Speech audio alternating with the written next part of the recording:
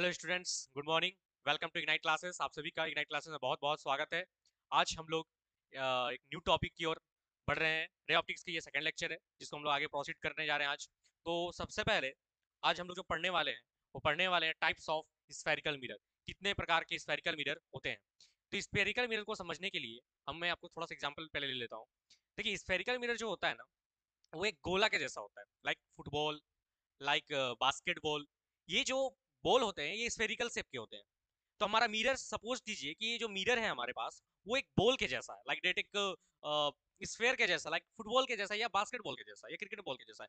तो ये हमारा एक स्फेरिकल मिरर होता है। अब स्फेरिकल मिरर को मान लीजिए, अगर हम फुटबॉल को क्या करते हैं, दो भाग में काटते हैं, मतलब बीचों बीच दो भाग में उसको काटते हैं। तो हमारे पास दो पार्ट मिले। कभी कभी होता है कि बच्चे लोग जब हम लोग जब खेलते हैं क्रिकेट, तो जो क्रिकेट का जो टेनिस जो बॉल है या क्रिकेट का जो बॉल है वो फट जाता है। तो उसके दो पार्ट मिलते हैं, एक हम कॉन्वेक्स और दूसरा कॉनकेव। जैसे कि आप स्क्रीन पे देख सकते हैं। आप देख सकते हैं ये जो है मिरर वो हमारा है कॉनकेव मिरर, और ये जो है हमारा कॉन्वेक्स मिरर। डेट मीन्स जो स्फेरिकल मिरर जो होता है उसके दो पार्ट होते हैं, एक कॉनकेव एंड दूसरा कॉन्वेक्स। कॉनकेव में क्या होता है बच्चों, कि जो बाहर जो आउटसाइड जो सरफेस होता है उसको बोलते हैं हम लोग पेंटेड सरफेस, या फिर मतलब कलर सरफेस होता है। जो ये बाहर वाला जो सरफेस है हमारा वो कलर्ड होता है, मतलब उसमें रिफ्लेक्शन नहीं होता है। लेकिन जो अंदर वाला जो सरफेस है उसमें रिफ्लेक्शन होता है। लेकिन वेयर एज वाइल मैं बात करूं कॉन्वेक्स मिरर की, तो convex mirror is what that जो इनर जो सरफेस होता है, इनर जो सरफेस होता है वो हमारा रिफ्लेक्टिंग सरफेस नहीं होता है। बट जो आउटर सरफेस होता है in convex mirror, they are the reflecting surface, वो हमारा रिफ्लेक्टिंग सरफेस होता है। समझ पा रहे हैं आप? फिर से मैं बताता हूं, हमारे पास दो मिरर के टाइप होते हैं, पहला कॉनकेव मिरर और दूसरा कॉन्वेक्स मिरर। कॉनकेव मिरर में क्या होता है बच्चों की, जो बाहर का जो सरफेस होता है वो हमारा रिफ्लेक्टिंग सरफेस नहीं होता है, अंदर का सरफेस हमारा लिमिटिंग सरफेस होता है, मतलब रिफ्लेक्टिंग सरफेस होता है। बट अगर मैं बात करूं कॉन्वेक्स मिरर की, तो कॉन्वेक्स मिरर में जो हमारा अंदर का जो हिस्सा है वो हमारा रिफ्लेक्टिंग सरफेस नहीं होता है, बाहर का जो सरफेस है वो हमारा रिफ्लेक्टिंग सरफेस होता है। और ये हमारा एक प्लेन मिरर है। प्लेन मिरर तो स्फेरिकल मिरर का पार्ट नहीं है, लेकिन प्लेन मिरर, एक प्लेन मिरर का भी मैंने डायग्राम आपको दिखाया स्क्रीन पे कि प्लेन मिरर हमारे इस प्रकार का होता है। इसमें एक साइड क्या होता है, एक साइड पॉलिश सरफेस होता है, एक साइड हमारा रिफ्लेक्टिंग सरफेस होता है। और कॉनकेव मिरर में बाहर हमारा पॉलिश सरफेस होता है, अंदर हमारा रिफ्लेक्टिंग सरफेस होता है। और कॉन्वेक्स मिरर में अंदर हमारा पॉलिश सरफेस होता है, बाहर हमारा रिफ्लेक्टिंग सरफेस होता है। तो ये दो, कॉनकेव और कॉन्वेक्स, ये स्फेरिकल मिरर के दो प्रकार होते हैं। उम्मीद करते हैं आपको फिगराइज समझ में आ गया होगा। तो इसका आप देख सकते हैं एक बार अच्छे से इसको। अब हम लोग इसके नेक्स्ट पार्ट में चलते हैं, जो कि है हमारा new Cartesian sign convention. New Cartesian sign convention, अब ये क्या होता है? तो इसमें क्या करते हैं बच्चों कि जो भी हमारा ऑब्जेक्ट है, जब भी हम किसी मिरर के सामने खड़े होते हैं तो हम एक तरह के ऑब्जेक्ट हुए, और जो मिरर के अंदर जो इमेज बन रहा है हमारा, वो एक तरह का हमारा इमेज, मतलब जो अंदर हमारा आपको दिख रहा है, जो वर्चुअल या रियल फोटो जो भी आप देख पा रहे हैं वो आपका इमेज हो गया। इसका मतलब है कि जो ऑब्जेक्ट होता है और जो इमेज होता है, उन दोनों का अपना अपना कुछ खास डिस्टेंस होता है। जैसे object distance, like S image distance. लेकिन वो कब पॉजिटिव होगा और कब निगेटिव होगा। डेट मीन्स अगर ऑब्जेक्ट है तो ऑब्जेक्ट हमारा कब पॉजिटिव होगा, और इमेज है तो इमेज हमारा कब निगेटिव होगा। साथ ही साथ centre of curvature, radius of curvature, focal length, pole and etcetera etcetera, इन सब कब हमारे पॉजिटिव होंगे और कब हमारे निगेटिव होंगे, इस पे आज हम लोग चर्चा करने वाले हैं। That means our topic is new Cartesian sign convention, आज हम लोग पढ़ने जा रहे हैं। तो देखिए, इसके लिए पहले मैं आपको एक चीज समझाता हूँ। सबसे पहले मैं आप मेरे को रेफरेंस मार के समझ सकते हैं। जैसे कि अभी मैं अपना लेफ्ट हैंड हैंड इस साइड करता हूँ। लेफ्ट हैंड हैंड जो मेरा है, इस साइड अगर जिस हैंड में मैंने घड़ी पहन रखा है, इस हैंड में जितना भी वैल्यूज आएगा, इस हैंड में जितना भी वैल्यूज आएगा सारा का सारा वैल्यू हमारा निगेटिव होगा। और इस हैंड में, यानी कि मेरे राइट हैंड में जो भी वैल्यू आएंगे वो सारे के सारे पॉजिटिव होंगे। तो अगर मैं बात करूं लेफ्ट हैंड की, तो लेफ्ट हैंड में सारा का सारा वैल्यू हमारा निगेटिव हो गया, और हमारा जो राइट हैंड है उसमें सारा का सारा वैल्यू हमारा पॉजिटिव हो गया। डेट मीन्स इसको याद करने का तरीका था। और जो मेरा सर है, मतलब जो अपवर्ड के डायरेक्शन में अगर मैं बात करूं, तो अपवर्ड डायरेक्शन में मेरा सारा का सारा पॉजिटिव होगा, और डाउनवर्ड डायरेक्शन में सारा का सारा नंबर निगेटिव होगा। फिर से again repeat, left hand side all values are in negative, and on my right hand side all the values are in positive, and by upward, in an upward direction all the signs will be positive, and in downward direction all the sign will be negative। तो ये याद करने का तरीका है। इसको आपको बचपन में भी सिखाया गया होगा कि जो हमारा एक्सिस होता है कुछ इस प्रकार का, एक्सिस जो हमारा एक्सिस जो होता है हमारा, जो हमारा एक्सिस होता है कुछ इस तरह का होता है। इसमें ये जो एक्सिस होता है वो हमारा एक्स एक्सिस होता है। ये एक्स एक्सिस को हम लोग कहते हैं एक्स डैश एक्सिस, और इस एक्सिस को कहते हैं हम लोग वाई एक्सिस। इस एक्सिस को कहते हैं हम लोग Y dash axis. That means in X axis all the values are in positive form, in x axis all the values are in positive form, and whereas in y axis all the values are in also positive form, while in x dash axis all the values are in negative form. That means it means that in x axis all the values are given that obtained by yourself, own self, all the values in negative form, and whereas in y dash axis में भी सारा का सारा value क्या होता है, negative होता है. बात समझ में है? ये याद करेंगे. तो ये हो गया हमारा upward direction, this will your upward direction and this will your downward direction. This is your in left hand side and this is in your right hand side. In right hand side all the values are in positive, in left hand side all the values are in negative. Okay, अब हम लोग ये चीज तो समझ गए. अब इसी को हम लोग आगे प्रोसीड करते हैं.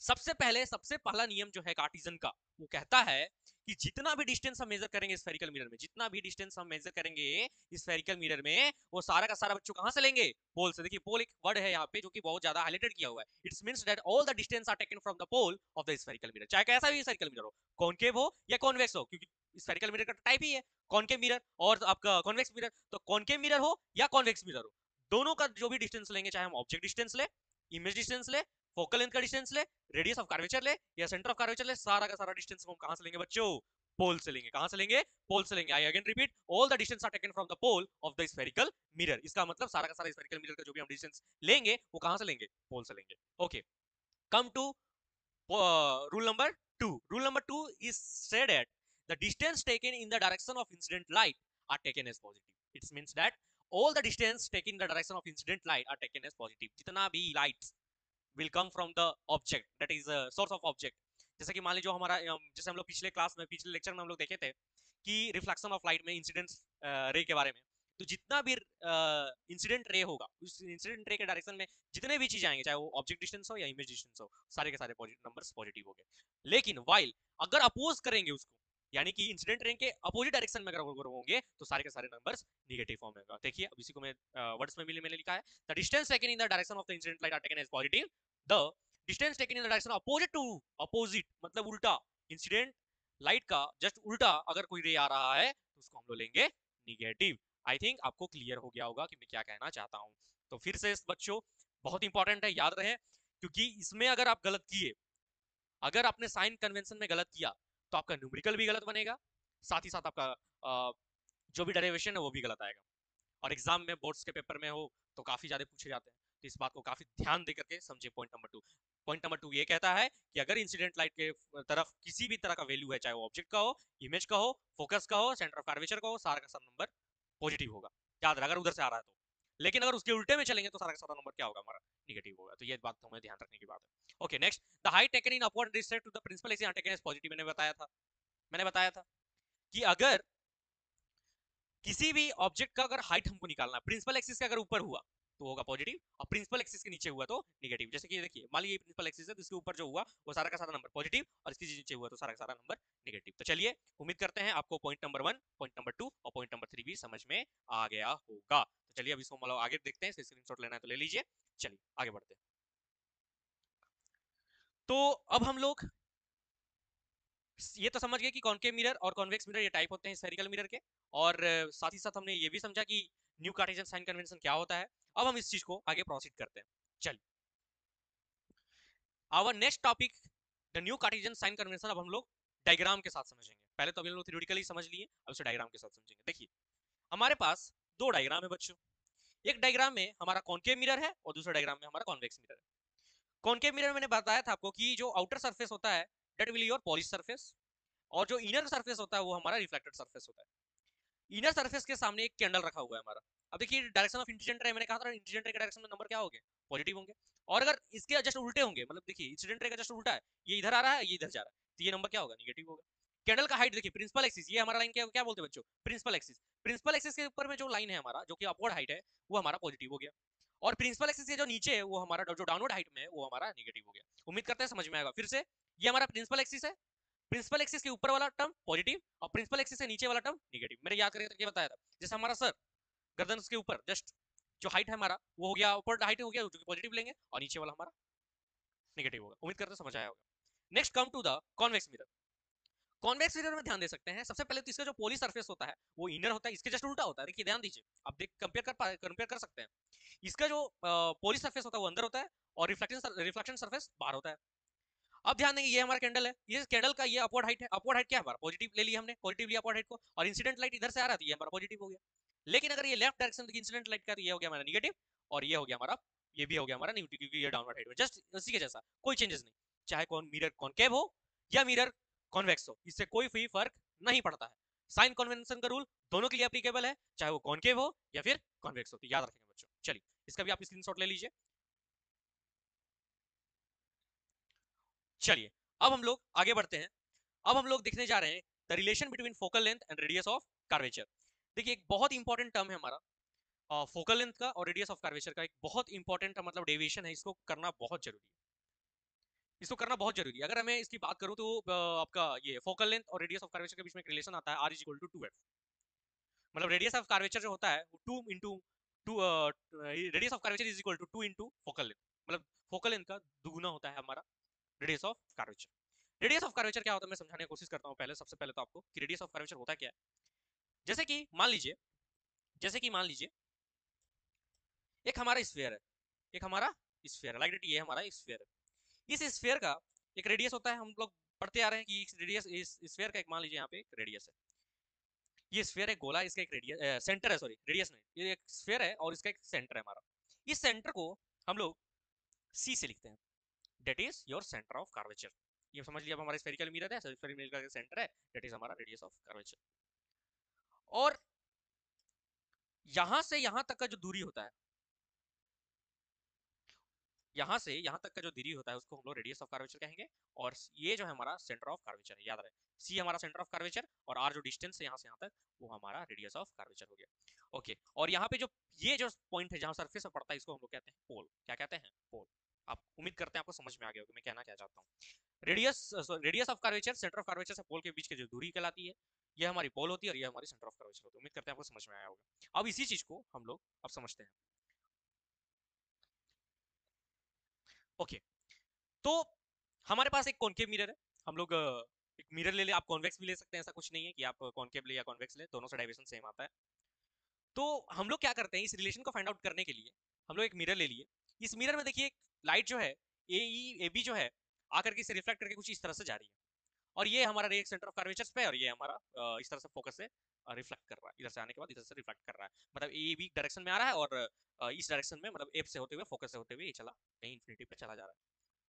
खैर हमारा वो टॉपिक नहीं, हमारा टॉपिक है कि क्या कैसे इसका रिलेशन निकालेंगे। तो सबसे पहले मैंने आपको पिछले लेक्चर में बताया था कि जो नॉर्मल और इंसिडेंट रे के बीच में जो लाइन होता एंगल बनता है, जो नॉर्मल और इंसिडेंट रे के बीच में जो लाइन बनता है उसको हम लोग कहते हैं एंगल ऑफ इंसिडेंस।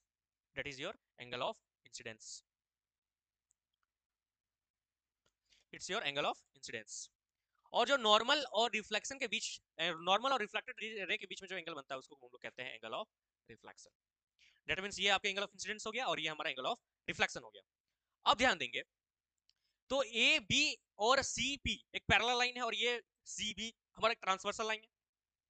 तो हम समझ रखे हैं कि जो ये एंगल होगा वही एंगल होगा, ये होगा अल्टरनेट इंटीरियर एंगल से, क्योंकि एक नियम होता है कि जब भी पैरेलल लाइन को कोई तीसरा ट्रांसवर्सल लाइन कट करता है तो उसका अल्टरनेट इंटीरियर एंगल या अल्टरनेट एक्सटीरियर एंगल आपस में बराबर होते हैं। तो अगर मैं मान लूं, मैं लेट कर लेता हूं कि लेट लेट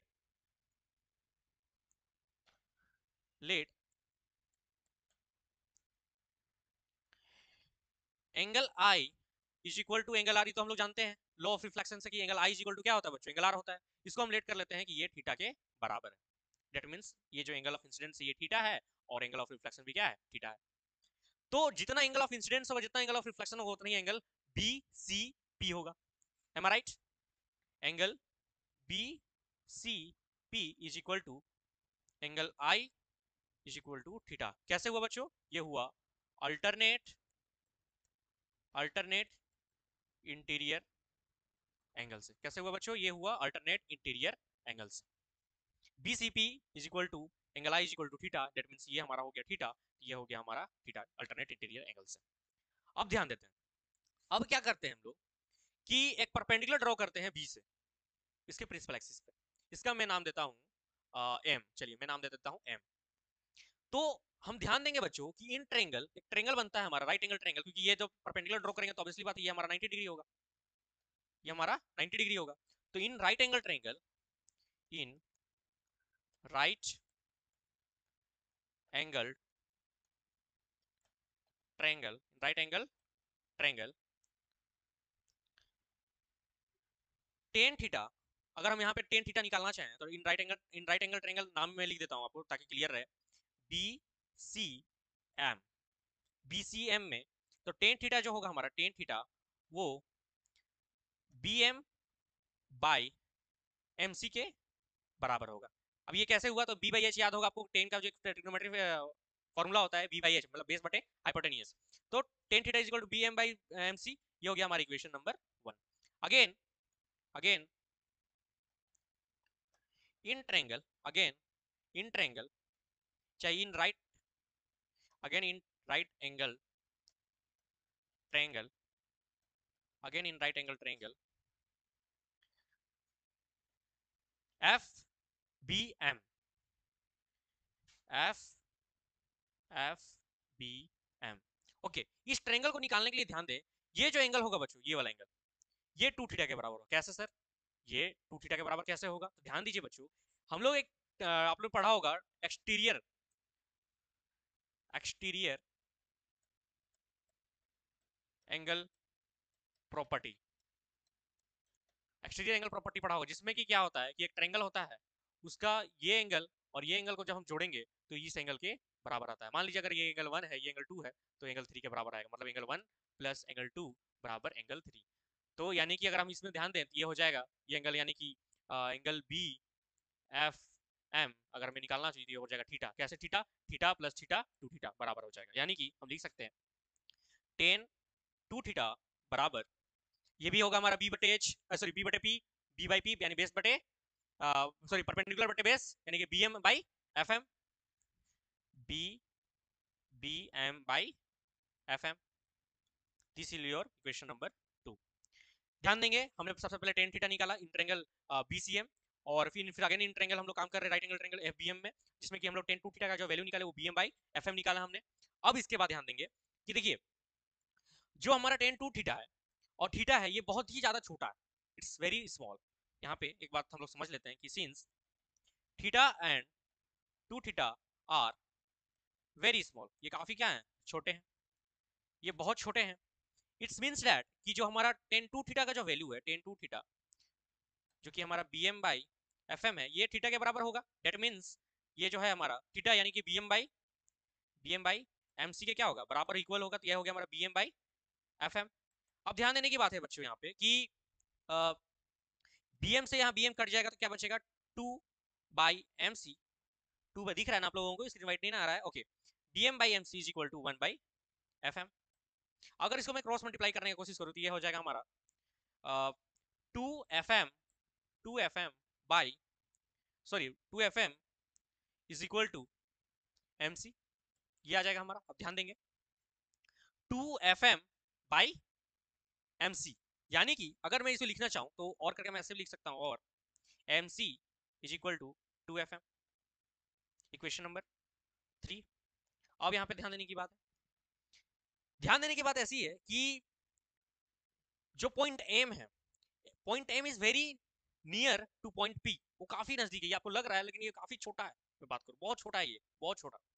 तो जो हमारा एम पॉइंट है वो पी के काफी क्या है, करीब है, तो मैं लिख सकता हूँ कि since point M is very close to point P, it's means that F M जो है, एफ एम जो है, एफ एम जो है वो लगभग पी एफ के बराबर है, वो लगभग पी एफ के बराबर, अगर वो काफी नजदीक है तो लगभग हम अप्रोक्स में मान सकते हैं कि जो पी एफ है वो काफी उसके करीब है।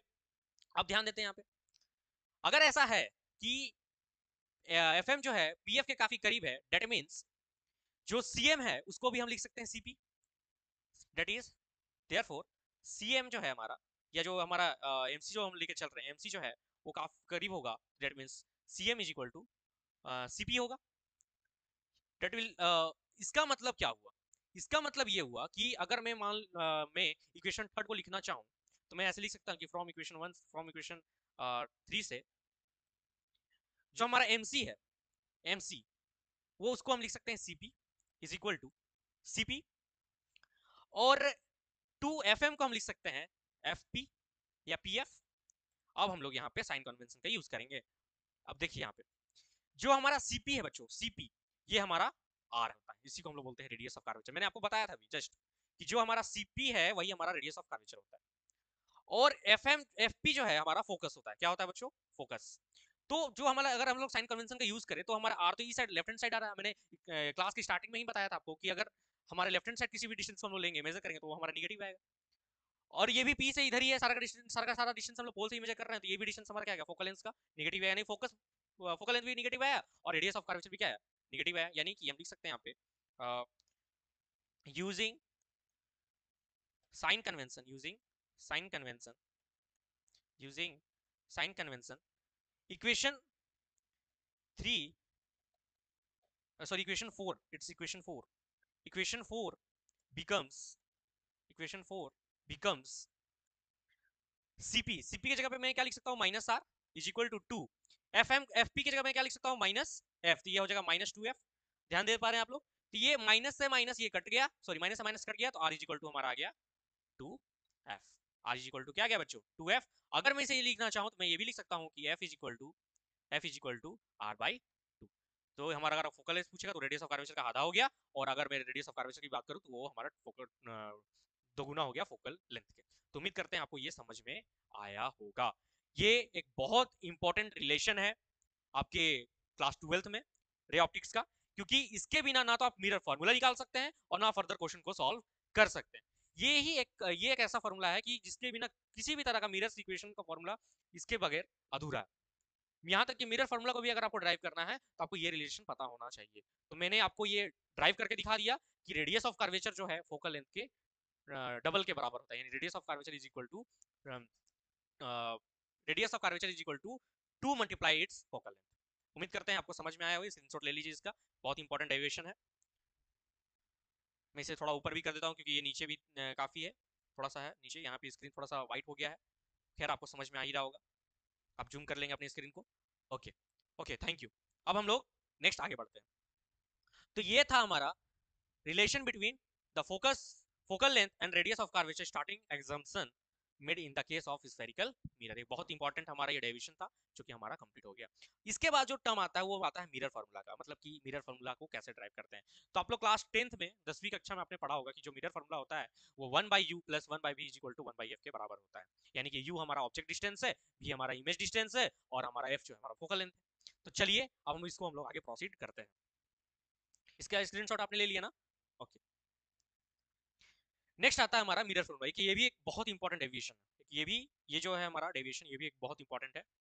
आप स्क्रीन पे देख पा रहे होंगे कि हमने देखिए, एक बात मैंने पहले भी कहा था, आप कॉनकेव मिरर ले या कॉन्वेक्स मिरर ले, आपका फार्मूला हमेशा सेम आएगा। चाहे वो कॉनकेव के लिए हो, relation between radius of curvature and focal length, वो भी सेम आएगा, या मिरर फार्मूला ले वो भी आपस में सेम आएंगे। तो हमको ये लेते हैं, हम कॉनकेव मिरर ही लिए हैं। तो देखिए यहाँ पे एक एबी जो है हमारा ऑब्जेक्ट है, एबी से लाइटनिंग इंसिडेंट आ रही है इस पॉइंट एम पे, और यहाँ से फोकस से जा रही है नीचे। दूसरा एक सेंटर ऑफ कर्वेचर से आ रहा है जो कि यहाँ पे कट रहा है, जो कि हमारे यहाँ पे इमेज बन रहा है, मतलब ए बी ऑब्जेक्ट का हमारे इमेज बन रहा है A dash B dash. That means, okay one second, I just drink water.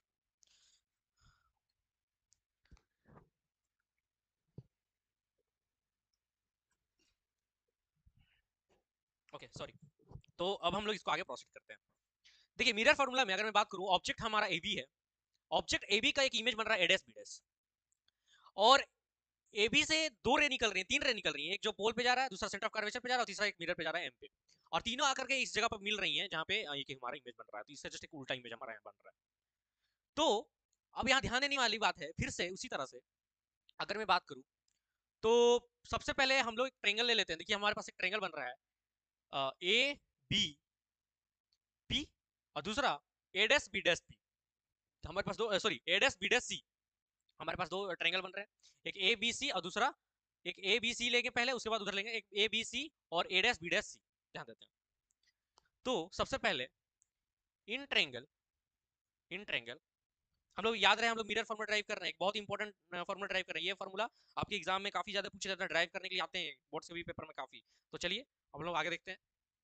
In triangle A B C and and in triangle A dash B dash C, इन दोनों triangle को मैं इस तरह से बनाता हूँ, रफ डायग्राम बनाता हूँ इन दोनों का। तो ये हो गया हमारा ए, ये हो गया बी और ये हो गया हमारा सी, और एक बना हमारा कुछ इस तरह से, that is rough diagram heads, इसे रफ डायग्राम के रूप में हम लोग देख रहे हैं, और ये सी। देखिए हम लोग जो दोनों ट्रायंगल आपस में सिमिलर है, both both 1 second, both both the triangles are similar, both the triangles are similar, दोनों ट्रायंगल आपस में क्या है, सिमिलर है। इसका मतलब अगर हम लोग सिमिलरिटी रूल्स के हिसाब से चले तो ये हो जाएगा हमारा a dash b dash by A B बराबर b dash c by B C, equation number 1। हमने सबसे पहले ये वाला ट्रायंगल और ये वाला ट्रायंगल लिया। अब क्या करेंगे, हम लेंगे in triangle A B P और triangle A dash B dash P. Similarly similarly similarly in triangle A B C, sorry A B P, right, A B P and triangle A dash B dash P. हमने दो triangle लिया, एक लिया हमने ए B P और दूसरा लिया ए dash B dash P. तो हम देख सकते हैं कि इन दोनों ट्रायंगल में जो हमारा फिर से ए डैश, क्योंकि ये दोनों ट्रायंगल भी आपस में क्या है, सिमिलर है, तो सिमिलर है यानी कि इसके जो साइड्स होंगे आपस में क्या होंगे, इक्वल होंगे। That means A dash B dash by A B is equal to B dash P B dash P B dash P B dash P by B dash P by BP, equation number 2। समझ में आ रहा है मैं क्या कर रहा हूं? क्योंकि ये आपस में दोनों ट्रायंगल सिमिलर थे, तो हम देख सकते हैं कि फ्रॉम इक्वेशन 1 2 से हमारा एलएचएस साइड इक्वल है, तो आरएचएस साइड भी क्या होगा, इक्वल होगा, क्योंकि अगर एलएचएस बराबर होगा तो आरएचएस बराबर होगा। दैट मींस फ्रॉम इक्वेशन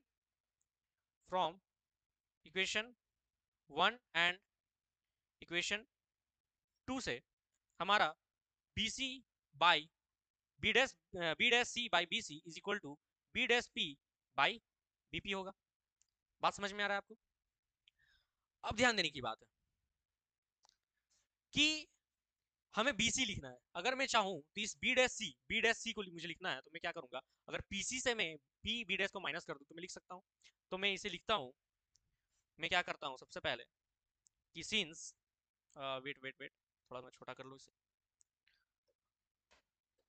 कि सिंस बी डैश सी बराबर, इसको मैं लिख सकता हूं, बी डैश सी को मैं लिख सकता हूं पीसी माइनस ये PC minus B dash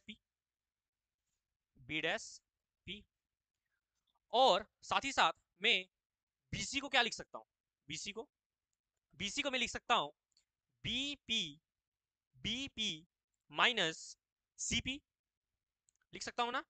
okay. और बी डैश पी को मैं क्या लिख सकता हूं,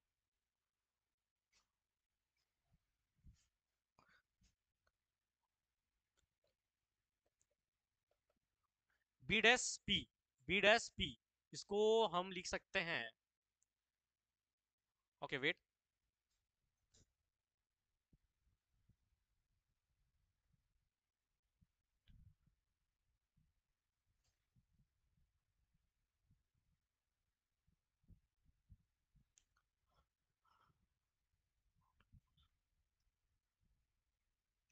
ओके इसको हम लिख सकते हैं बीपी माइनस सीपी।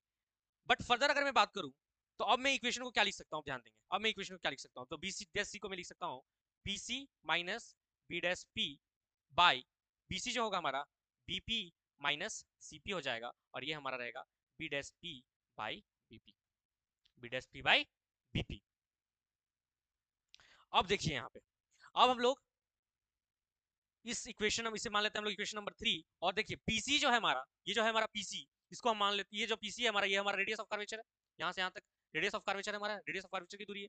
तो पीसी को हम लोग रेडियस ऑफ कर्वेचर लेंगे, तो यहाँ जो पीसी होगा हमारा, पीसी उसको हम लिख सकते हैं -7। स्क्रीन पे आपको दिख रहा है या नहीं दिख रहा है? इसे मैं थोड़ा सा जूम बड़ा कर लेता हूँ, या ब्लैक स्लाइड तो है नहीं हमारा, रुकिए 1 सेकेंड,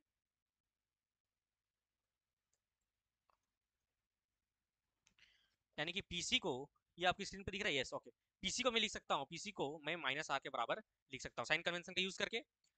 अच्छा, बी डैश पी को हम लिख सकते हैं, वेयर बी डैश पी को हम लिख सकते हैं minus V, B dash P को हम लिख सकते हैं माइनस वी, और बीपी जो है हमारा, बी पी जो है हमारा बीपी जो है हमारा जो कि है हमारा रेडियस ऑफ कर्वेचर, सॉरी ये नहीं है, ये हमारा रेडियस ऑफ कर्वेचर है, तो हमारा बीपी हो जाएगा यहाँ पे, बीपी हो जाएगा आर, ये भी माइनस में होगा, पीसी मैंने लिखा है क्या, पीसी, ये तो wait wait wait wait wait, यहाँ पे जो पीसी है हमारा, पीसी ये हमारा रेडियस ऑफ कर्वेचर है, पीसी हमारा रेडियस ऑफ कर्वेचर है, यानी कि पीसी को मैं लिखता हूँ minus R, B dash P, B dash P जो है हमारा वो है माइनस वी के बराबर, बी डैश पी जो है हमारा माइनस वी के बराबर है, ओके। और जो हमारा बीपी है, बीपी जो है हमारा, बीपी जो है हमारा, बीपी ये हमारा ऑब्जेक्ट डिस्टेंस है जो कि है हमारा यू के बराबर, तो ये भी हो गया माइनस में हमारा, और ओके डन, ये हो गया हमारा 3। तो हम इक्वेशन 4 को अब क्या लिख सकते हैं, ध्यान देंगे इक्वेशन 4 को क्या लिख सकते हैं, इक्वेशन 4 जो हम लोग माने थे पीसी, ध्यान देंगे यहाँ पे पीसी, तो पीसी जो है उसको हम लोग माइनस आर लिखेंगे यहाँ पे, माइनस आर, और बी डैश पी जो है हमारा ये माइनस माइनस प्लस भी हो जाएगा बाई बीपी, ध्यान देंगे बीपी, बीपी को लिखेंगे माइनस यू, और माइनस सीपी जो है हमारा यानी कि minus minus plus R, okay. आगे B dash P, B dash P ये हो गया माइनस बी बाई, ये हो गया माइनस यू, ये हो गया हमारा minus B by minus U. अब ध्यान देते हैं यहाँ पे, ये माइनस से माइनस कट गया तो हमारा बचा minus R plus V is equal to minus U plus R is equal to हमारा बचा v बाई यू। अब हम लोग क्रॉस मल्टीप्लाई करते हैं, क्या करते हैं बच्चों, क्रॉस मल्टीप्लाई करते हैं, तो क्रॉस मल्टीप्लाई करेंगे तो ये हमारा क्या बन जाएगा, ये हो जाएगा हमारा minus U R plus U भी is equal to minus U भी प्लस डी आर, ये हो गया हमारा। अब ध्यान देंगे कि यू भी दोनों साइड है तो इसको उठा के इधर ले आएंगे तो ये हो जाएगा हमारा यू भी प्लस यू भी is equal to B R plus U R. अब देखिए U B plus U B क्या हो जाएगा हमारा 2 हो जाएगा, और ये हो जाएगा हमारा V R plus U R. अब ध्यान देंगे हम लोग इसको और ऐसे भी लिख सकते हैं कि V R plus U R is equal to 2 अब हम लोग क्या करेंगे कि ये जो इक्वेशन हमको मिला इसे मान लेते हैं इक्वेशन नंबर 4, इक्वेशन नंबर जो 4 हमारा है, 4 है ना, ओके हमारा इक्वेशन नंबर जो 4 है, इस इक्वेशन नंबर 4 में हम लोग क्या कर सकते हैं कि दोनों साइड हम लोग डिवाइड कर देते हैं यू भी आर से, किसे डिवाइड कर देते हैं, यू भी आर से, on dividing both side, on dividing both side by u v r, on dividing both side by u v r, तो हमारा क्या बन जाएगा v r divided by u v r plus u r divided by u v r is equal to 2 u v by u v r, okay. अब ध्यान देंगे तो यहाँ v से v वाला टर्म कट गया, r से r वाला टर्म कट गया, यहाँ u से u वाला टर्म कट गया और r से r वाला टर्म कट गया, यहाँ u से u वाला टर्म कट गया और v से v वाला टर्म कट गया, तो हमारा क्या बचा बच्चों, तो हमारे यहाँ पे बच गया 1/u plus 1/v is equal to 2/r, 1/u plus 1/v is equal to 2/r। अब देखिए अब हम लोग को लग रहा है कि हाँ अब हम लोग का डेरिवेशन लगभग लगभग पूरा होने के कगार पे है। तो अब ध्यान देंगे हम लोग जैसे पिछले स्लाइड में हमने आपको बताया था, आपको दिखाया था, एक फॉर्मूला हम लोग निकाला था, डेराइव किया था, relation between focal length radius of curve, इससे पहले जो हमने पढ़ाई की थी इसमें हमने देखा था कि r बराबर हम क्या लिख सकते हैं, 2f लिख सकते हैं। देखिए ये वाला इक्वेशन लिख सकते हैं कि नहीं लिख सकते हैं, r बराबर 2f लिख सकते हैं, तो r बराबर अगर हम लोग 2f लिख सकते हैं तो इसको अगर हमें इस इक्वेशन में अगर पुट करूं तो हम लिख सकते हैं यहाँ पे कि 1/u plus 1/v is equal to 2/2f, और सिंस r बराबर क्या होता है 2f, ये हम जानते हैं, तो देखिए 2 से 2 कट गया तो हमारा आ गया 1/u plus 1/v is equal to 1/f। इसी को हम लोग और इस तरह से लिख सकते हैं कि 1/f बराबर 1/u plus 1/v, this is your mirror formula. तो हम लोग अंततः मिरर फॉर्मूला में को ड्राइव कर लिए, बहुत इंपॉर्टेंट है, ये देख लीजिए अच्छे से, ओके। एक बहुत इंपॉर्टेंट हम लोग ने डेरिवेशन किया अभी, ये हमारा मिरर फॉर्मूला था, यही हमारा मिरर फॉर्मूला था। तो मिरर फॉर्मूला हमने ड्राइव कर लिया, उम्मीद करते हैं आपको समझ में अच्छे से आया होगा।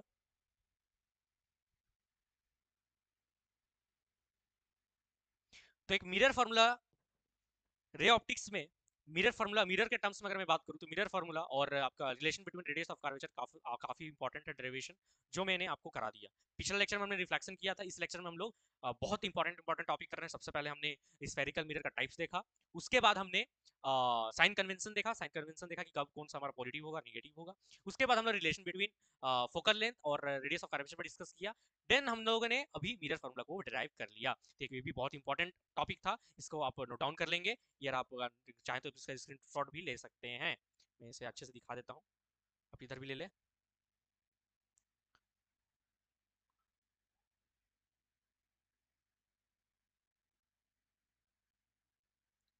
और फाइनली हमारा मिरर फार्मूला ड्राइव हो गया। मिरर फार्मूला कहता है 1 by focal length is equal to 1 by object distance plus 1 by image distance. यहाँ पे हमारा u ऑब्जेक्ट डिस्टेंस है, v हमारा इमेज डिस्टेंस और f हमारा फोकल लेंथ है। उम्मीद करते हैं आपको समझ में आ गया होगा। चलिए अब हम लोग आगे इसको फिर से प्रोसीड करते हैं, हमारा नेक्स्ट स्लाइड की ओर बढ़ते हैं।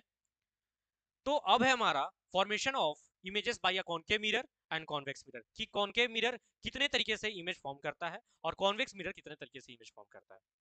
नेक्स्ट अब हम लोग करने जा रहे हैं कि कॉनकेव मिरर कितने कितने तरीके से इमेज फॉर्म करता है और कॉन्वेक्स मिरर कितने तरीके से इमेज फॉर्म करता है। तो देखिए, कॉनकेव मिरर कुल 6 तरीके से इमेज को फॉर्म करते हैं और कॉन्वेक्स मिरर कुल 2 तरीके से इमेज को फॉर्म करते हैं। पहला जो फॉर्मेशन है ये आपको पढ़ाया गया होगा 10वीं क्लास में भी, कि जब हमारा रे आ रहा है इन्फिनिटी से, जब हमारा रे इन्फिनिटी से आ रहा है तो इसका जो इमेज बनेगा वो फोकस पे बनेगा और नेचर कैसा होगा, real inverted and point side, बहुत छोटा होगा, बहुत छोटा पॉइंट के जैसा होगा।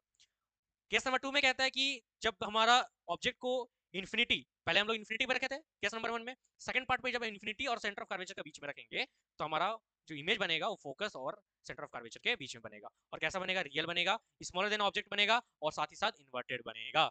आई रिपीट कि when you place the object and infinity, the image it formed at focus and the nature of the image will be real, inverted and point side. And also when the object is placed between the infinity and center of curvature, then the image formed between focus and center of curvature and the nature of the image will be real, smaller than the object and inverted. So remember it, this both the cases of concave mirror. Further हम लोग देखते हैं formation of image bye या concave mirror, जिसका जो हम लोग तीसरा केस है जो कि हम लोग पहले देख ली, दो केस हम लोग जब देख लिए। अब हम लोग ऑब्जेक्ट को एट सेंटर ऑफ कर्वेचर पर रखेंगे तो इसका इमेज बनेगा सेंटर ऑफ कर्वेचर पे ही बस, लेकिन जस्ट उसके नीचे बनेगा। जैसे देख पा रहे होंगे, ए बी जो हमारा ऑब्जेक्ट है इसके जस्ट नीचे बनेगा ए बी डैश, और इसका नेचर क्या होगा, real, same side and inverted होगा। अब जो है, अब हम लोग उठा करके ऑब्जेक्ट को सेंटर ऑफ कर्वेचर से फोकस के बीच में रखेंगे, between centre of curvature and focus. इसका इमेज कहाँ पे बनेगा, between centre of curvature and infinity, centre of curvature and infinity के बीच में इसका इमेज बनेगा। और इसका नेचर ऑफ इमेज क्या होगा, real, enlarge and inverted.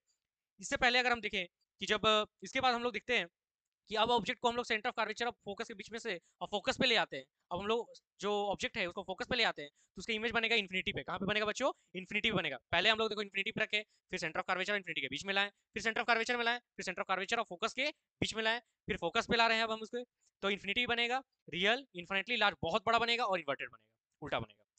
Next हमारा अब रखेंगे उसे फोकस और पोल के बीच में। आप देख सकते हैं यहाँ पे हम लोग उसे फोकस और पोल के बीच में रखते हैं ऑब्जेक्ट को, तो ये पीछे बिहाइंड द मिरर बनेगा और इसका जो नेचर ऑफ इमेज होगा वर्चुअल, इलाज एंड इरेक्ट होगा। तो आप देख सकते हैं ये हमारा position, case number 1, case number 2, next case number 3, case number 4, case number 5 and case number 6। तो 6 तरीके से concave mirror for image formation करता है। ये कुल 6 तरीके से इमेज फॉर्मेशन होता है, इसकी स्क्रीनशॉट ले लीजिए आप लोग। Okay, further we see the convex mirror. Convex mirror में सबसे पहले अगर हम लोग ऑब्जेक्ट को इन्फिनिटी और पोल के बीच में रखेंगे तो हमारा जो पोजीशन बनेगा, मतलब इमेज का जो पोजीशन होगा वो बिहाइंड द मिरर होगा, मिरर के पीछे होगा, बिहाइंड द मिरर, और भी कहाँ पे, फोकस और पोल के बीच में। और नेचर कैसा होगा, वर्चुअल, स्मॉलर एंड इरेक्ट होगा।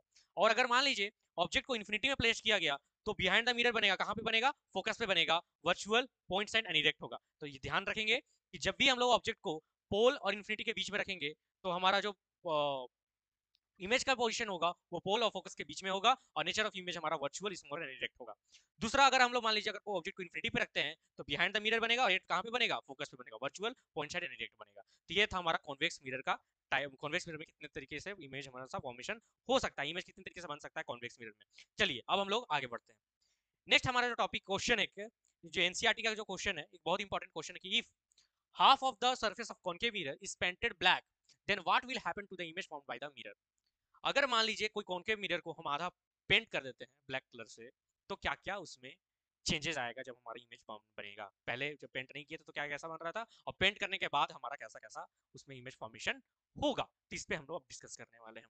तो चलिए, तो देखिए, सबसे पहले कहता है कि अगर जब भी किसी कॉनकेव मिरर को हम आधा ब्लैक पेंट करते हैं तो क्या होता है, तो उसके जो साइज ऑफ इमेज है, जो साइज ऑफ इमेज जो है हमारा, उसमें कोई फर्क नहीं पड़ेगा, लेकिन लेकिन उसके ब्राइटनेस पे और इंटेंसिटी पे फर्क पड़ेगा, साथ ही साथ शार्पनेस पे भी फर्क पड़ेगा। उसी को कहता है कि if half of the reflecting surface of concave mirror is painted black, the image still form at the same position. जिस पोजीशन पे पहले बन रहा था उसी पोजीशन पे अभी इमेज बनेगा विथ द सेम कैरेक्टरिस्टिक्स, कुछ चेंज नहीं होगा, वो भी रियल होगा, वर्चुअल होगा, इन्वर्टेड होगा, या तो इरेक्ट होगा, या तो मैग्नीफाइड होगा, या तो डिमिनिश्ड होगा, as to would with the complete mirror.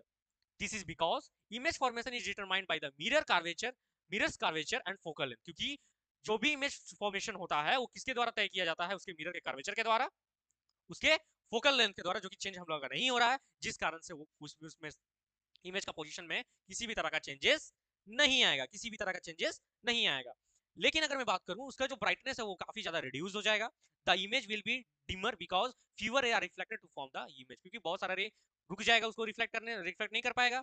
दूसरा, no change in the position और size, the law of reflection and the mirror equation will remain applicable, so the image position and size will be still same. position and size में कोई फर्क नहीं आने वाला है। मैंने पहले भी कहा था, जब भी उनके मिरर को ब्लैक पेंट करते हैं तो उसके पोजीशन और साइज में किसी भी तरह का फर्क नहीं आता है। उसके फर्क किस में आता है, तो फर्क आता है उसके ब्राइटनेस पे। तीसरा, possible loss of sharpness with the fewer rays contributing to the image formation, the image might appear slightly less sharp or clear. थोड़ा सा क्लियरेंस पे, उसके शार्पनेस पे फर्क आ जाता है, लेकिन उसके पोजीशन ऑफ इमेज पे और साइज ऑफ इमेज में किसी भी तरह का फर्क नहीं आता है। क्यों नहीं आता है, क्योंकि उसका फोकल लेंथ और रेडियस ऑफ कर्वेचर में किसी भी तरह का चेंजेस नहीं किया गया। अगर रेडियस ऑफ कर्वेचर और फोकल लेंथ में किसी भी तरह का चेंजेस को नहीं करते हैं तो मिरर में किसी भी तरह का चेंजेस नहीं आएगा। Always remember it. चलिए, एक बहुत इंपॉर्टेंट क्वेश्चन है, ये एनसीईआरटी का क्वेश्चन है आपका, इससे नोट डाउन कर लें। ओके, अब हम लोग फर्दर आगे बढ़ने वाले हैं। अब हम लोग पढ़ने वाले हैं मैग्निफिकेशन। तो मैग्निफिकेशन क्या होता है पहले मैं समझाता हूँ आपको। देखिए, मैग्निफिकेशन का मतलब होता है, जैसे कि पहले आप लोग देखें ना, वो मैग्नीफाइंग ग्लास चीजों को बड़ा बड़ा करके दिखाता है, छोटा भी होता है बड़ा भी होता है। तो मैग्नीफाइंग का मतलब बड़ा बड़ा, उसको बड़ा करना। लीनियर मैग्निफिकेशन क्या आता है कि the linear magnification produced by mirror, it defines the ratio of the height of image to the height of object, it is denoted by small m। जो हमारा हाइट ऑफ इमेज होता है और height of object होता है, इन दोनों का जब हम लोग रेशियो निकालेंगे, क्या निकालेंगे बच्चों, रेशियो निकालेंगे, तो हमारा लीनियर मैग्निफिकेशन आ जाता है। उसी को हम लोग लीनियर मैग्निफिकेशन कहते हैं। तो linear magnification produced by the mirror defined as the ratio of height of a image to the height of object, it is denoted by small m and the mirror formula is small m is equal to h dash by h। कहीं कहीं पे इसे h not bye h भी लिखा जाता है। तो confuse नहीं होना है बच्चों, कंफ्यूज बिल्कुल भी नहीं होना है। h डैश जो हमारा हाइट ऑफ इमेज है, h नॉट भी हमारा हाइट ऑफ इमेज है, और हाइट ऑफ ऑब्जेक्ट के लिए हम लोग h रखते हैं। यहाँ पे मैंने लिख भी दिया है, h dash is the height of image and h is the height of object. इसे हम लोग याद रखेंगे, बहुत इंपॉर्टेंट टॉपिक है, पूछता है एग्जाम में कि डिफाइन लीनियर मैग्निफिकेशन। तो linear magnification is the ratio of height of image to the height of object and it is denoted by small m। और इसका जो फार्मूला होता है height of image by height of object, इसे आप देख ले, बहुत इंपॉर्टेंट है। इसके पता है, तो चलिए हम लोग आगे चलते हैं। तो ये है हमारा magnification produce by concave mirror. Next topic है हमारा। तो देखिए, दो केस होता है इसका, जब हमारा इमेज रियल हो और जब हमारा इमेज वर्चुअल हो। तो पहले हम लोग लिए हैं जब हमारा रियल इमेज बन रहा है, तो आपको इमेज फॉर्मेशन में मैंने बताया था। तो सबसे पहले इसमें भी हम दो ट्रायंगल देखते हैं। देखिए, ओके सॉरी, इसमें भी ध्यान देंगे, ए बी पी, ये वाला ट्रायंगल, मैं ट्रायंगल यहाँ रफ डायग्राम बना देता हूँ। A B P, it's your A B P, A B P, और triangle A dash B dash P, ये B dash A dash P, ये दो ट्रायंगल पे मैं बात कर रहा हूँ। तो फिर से दोनों ट्रायंगल आपस में सिमिलर है, दैट मींस इसका ये साइड, इसका ये साइड, और इसका ये साइड और इसका ये साइड आपस में इसका रेशियो के बराबर होंगे, जो मैंने किया इक्वेशन नंबर 1 पे मैंने माना। अब इस इक्वेशन में मैंने कार्टेशियन साइन कन्वेंशन को लगाया, तो ए बी को हम लोग देखिए, इस ए बी को ये एच लिख सकते हैं, ये हाइट ऑफ ऑब्जेक्ट हो गया, और ए डैश बी को मैं लिख सकता हूँ एच डैश एक्स लिख सकता हूँ। लेकिन ये जो है माइनस में है, क्योंकि डाउनवर्ड डायरेक्शन में, ये हमारा क्या आएगा, डाउनवर्ड डायरेक्शन में। पीबी जो है बच्चा, यहाँ पे पीबी जो है, यहाँ पे यू है, यानी कि ऑब्जेक्ट डिस्टेंस। देखिए पी बी, पी से लेकर बी का जो डिस्टेंस है हमारा ऑब्जेक्ट डिस्टेंस हो गया, पी से लेकर के बी का जो डिस्टेंस है हमारा ऑब्जेक्ट डिस्टेंस है, इसको मैंने माइनस यूज से इंडिकेट किया है यहाँ पे। और पी बी डैश जो है हमारा माइनस बी है, यह हमारा माइनस बी है, देखिए यहाँ पे पी बी डैश। तो अब हम इक्वेशन 1 को क्या लिख सकते हैं, a डैश b डैश की जगह हम लिख सकते हैं a डैश b डैश की जगह लिख सकते हैं minus h by H equal to minus u by. अब यहाँ पे ध्यान दीजिए, माइनस u से माइनस u कट गया तो हिंस हमारा मैग्निफिकेशन का फॉर्मूला आ गया h dash by H equal to minus b by u। क्या आ गया, माइनस b बाई u। तो हम लिख सकते हैं m is equal to h dash by H is equal to minus b by u। ये आ गया हमारे लीनियर मैग्निफिकेशन का formula for real image of concave mirror, of concave mirror. उम्मीद करते हैं आपको समझ में आएगा, स्क्रीनशॉट ले लीजिए, एक बहुत इंपॉर्टेंट ये भी डेरिवेशन एग्जाम में पूछता है अक्सर। नेक्स्ट है हमारा magnification produce by concave mirror when image when virtual image is form. जब हमारा इमेज कैसा होगा, वर्चुअल होगा। तो पिछला में था, देखिए मैंने बताया था कि जब हमारा इमेज रियल था, और इस केस में हमारा जो इमेज है क्या है, वर्चुअल है। इस केस में हमारा इमेज कैसा है, वर्चुअल है। देखिए इसमें मान लीजिए कि एक रे यहाँ से भी इस तरह से आ रहा है, इस पॉइंट पे फोकल पे आ रहा है, इसका इस पॉइंट जो रिफ्लेक्शन होगा, सॉरी जो पॉइंट ऑफ रिफ्लेक्शन होगा कुछ इस तरह से होगा, इस तरह से होगा। तो ये तो इधर इस तरह से होगा डायग्राम पूरा। तो अब हम लोग देखते हैं इन ट्रायंगल एबीपी। ये मान लीजिए हमारा ए बी और ये पी है। तो ए बी पी में देखिए, और A dash it's your A dash, ये हमारा B dash, A dash B dash P में फिर से वही सिमिलर प्रॉपर्टीज यूज करेंगे ट्रायंगल का। देखिए मैं राइट डायग्राम बनाता हूँ कुछ इस तरह से। ये हो गया हमारा ए, ये हो गया हमारा बी, और ये हो गया हमारा पी। साथ ही साथ हो गया ये हमारा ए डैश बी डैश और ये हमारा पी। तो आप ध्यान देंगे A dash by B, A dash B dash is equal by A B is equal to A P A dash by P A. फिर साइन कन्वेंशन का हमने फिर से यूज किया। अब हम ए डैश बी डैश को क्या लिख सकते हैं, ए डैश बी डैश को एच लिख सकते हैं, क्योंकि अपवर्ड में तो पॉजिटिव होगा साइन कन्वेंशन के हिसाब से। और इसे हम लोग भी, इसे भी हम लोग क्या लिखेंगे, एच लिखेंगे, क्योंकि ये साइन कन्वेंशन के हिसाब से। और ये एच डैश है हमारा, जो क्योंकि पॉजिटिव डायरेक्शन में ही होगा, अपवर्ड डायरेक्शन जा रहा है। पीए जो है हमारा, पीए पीए ध्यान देंगे तो ये हमारा लेफ्ट हैंड साइड पोल से इधर आ रहा है, मतलब इस साइड में, मेरे जैसे स्टार्टिंग बताया था मेरे लेफ्ट हैंड साइड में है, दैट मींस ये हमारा नेगेटिव होगा। और भी जो है हमारा इस साइड बन रहा है, ये हमारा भी है, क्योंकि इमेज डिस्टेंस इधर है, ये हमारा भी है, जो कि हमारा क्या होगा, पॉजिटिव होगा। तो साइन कन्वेंशन का यूज किए तो हम लिख सकते हैं कि फ्रॉम इक्वेशन 1 से जो ए बी है हमारा, ध्यान दें ए बी जो है उसको एच डैश बाई एच किया हमने, तो फिर से मैग्निफिकेशन का फॉर्मूला आ गया M is equal to H dash by H is equal to minus B by Q. तो ध्यान देने की बात है कि चाहे इमेज रियल बने बच्चा, चाहे कॉनकेव मिरर का इमेज रियल बने, या बच्चा वर्चुअल इमेज, कॉनकेव मिरर का जब वर्चुअल इमेज बनता है तो दोनों का दोनों लीनियर मैग्निफिकेशन का फार्मूला आपस में बराबर ही होता है, लेकिन ड्राइव दोनों अलग अलग किया जाता है। इसका मतलब कभी अगर आपको एग्जाम में कंफ्यूज करे कि चाहे इमेज रियल बन रहा है या वर्चुअल बन रहा है तो क्या उसका मैग्निफिकेशन अलग अलग आएगा, तो बिल्कुल नहीं, कतई नहीं, बिल्कुल भी नहीं। जो इमेज हमारा बनेगा चाहे रियल बने या वर्चुअल बने, कॉनकेव का बने या कॉन्वेक्स का बने, दोनों का बराबर। अभी हम लोग कॉन्वेक्स भी देखेंगे, कॉन्वेक्स का भी अगर देखते हैं तो वो भी हमारा आपका सेम ही फार्मूला आता है, जो कि होता है माइनस बी बाई यू। तो चलिए अब हम लोग नेक्स्ट देखते हैं, स्क्रीनशॉट ले लीजिए आप जल्दी से।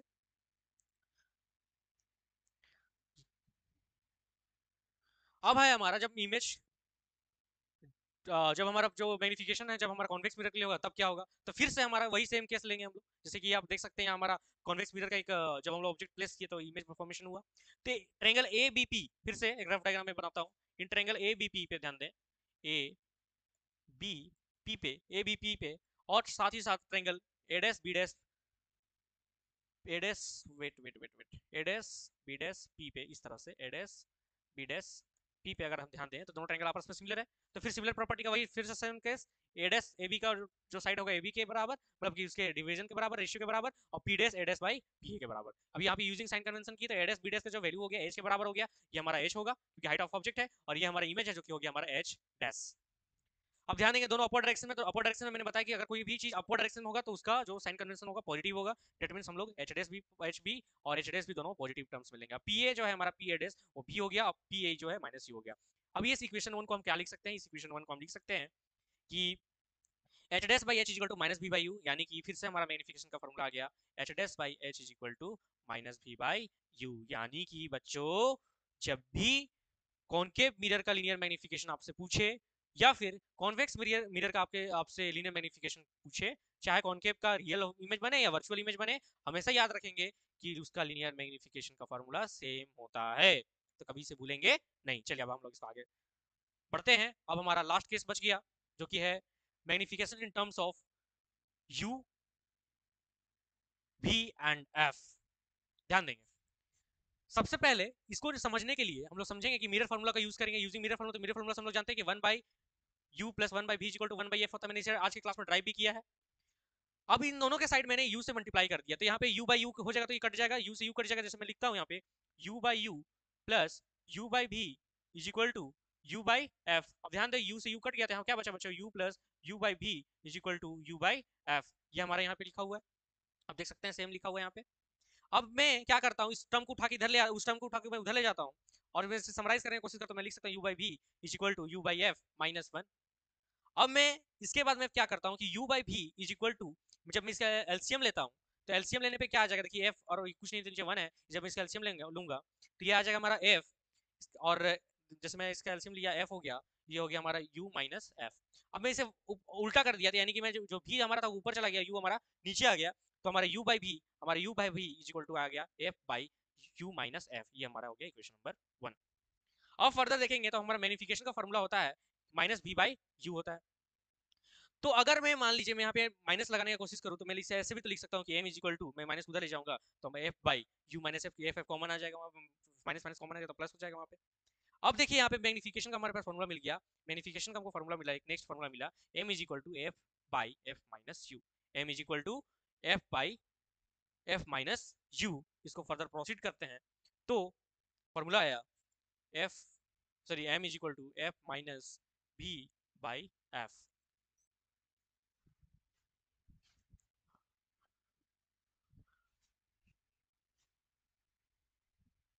अगर इसका दो केस हम लोग लेकर के चले हैं, जब हम लोग ने u मल्टीप्लाई किया तो ये फॉर्मूला आया, और जब हमने इसी मिरर फार्मूला में एक टर्म को मल्टीप्लाई किया v, आप देख सकते हैं ये हमारा मिरर फार्मूला है, मिरर फार्मूला में जब हमने मल्टीप्लाई किया v तो हमारा एक फार्मूला आया m is equal to f by v। Same process, सब चीज सेम, आप इसे देख सकते हैं, बहुत इजी कैलकुलेशन है, बहुत इजी कैलकुलेशन है।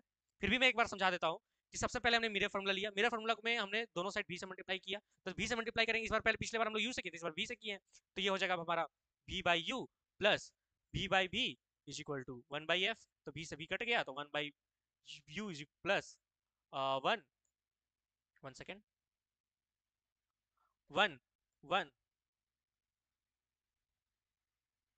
1 1 is equal to 1 by F, यही हमारा लिखा हुआ है।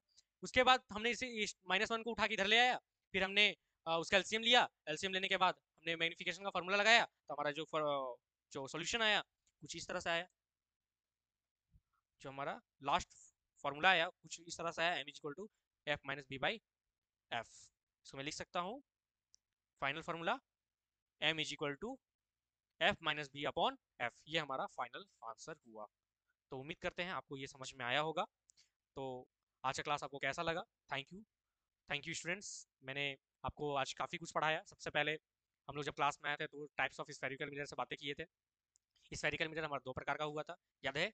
उस स्फेरिकल मिरर के दो पार्ट थे हमारे, कॉनकेव मिरर, कॉन्वेक्स मिरर। फिर हमने साइन कन्वेंशन देखा बच्चों, साइन कन्वेंशन पे हमने डिस्कस किया, उसमें कब कौन सा हाइट, कब कौन सा डिस्टेंस हमारा पॉजिटिव होगा, निगेटिव होगा।